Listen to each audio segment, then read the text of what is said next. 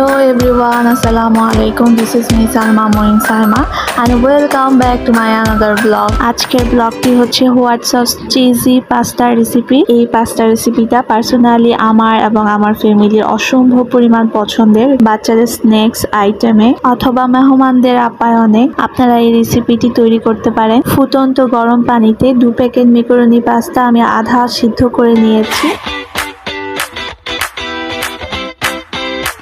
পাশাপাশি আমি রেডি করে রেখেছি রসুন কুচি, কাঁচামরিচ কুচি, গাজর কুচি আর ম্যাগি ফ্লেভার আসার জন্য ম্যাগি মশলা ইউজ করছি। আমি একটি কড়াইতে 1 টেবিল চামচ সয়াবিন তেল নিয়েছি, আপনারা চাইলে বাটারও ইউজ করতে পারেন। রসুন কুচি ব্রাউন কালার হয়ে আসলে আমি সামান্য পরিমাণ গরুর দুধ দিয়ে দিব। আমি 2 প্যাকেট ম্যাকারনি পাস্তার জন্য 1 লিটার লিকুইড গরুর দুধ নিয়েছি, আপনারা চাইলে দুধের পরিমাণ বাড়িয়েও নিতে পারেন। আধা সিদ্ধ করা পাস্তাগুলো দুধ দিয়ে অল্প আঁচে বসিয়ে দিব।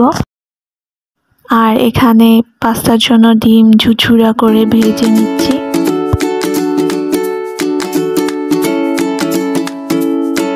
পাস্তা ঘন ও সিদ্ধ হয়ে আসলে নামিয়ে রাখবো। আরেকটি ফ্রাই প্যানে পরিমাণ মতো পেঁয়াজ নিয়ে রান্না করা গরুর মাংস দিয়ে ভেজে নিচ্ছি।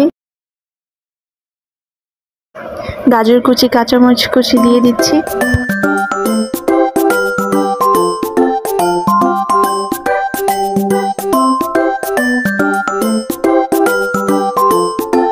সবকিছু ভাজা ভাজা হয়ে আসলে ঝুরঝুরা করা ডিমগুলো দিয়ে মিশিয়ে একসাথে নেড়ে নিব। ভাজা মিশ্রণটি রান্না করা পাস্তার সাথে মিশিয়ে অল্প আঁচে নাড়াচাড়া করে কিছুক্ষণ পর নামিয়ে রাখবো।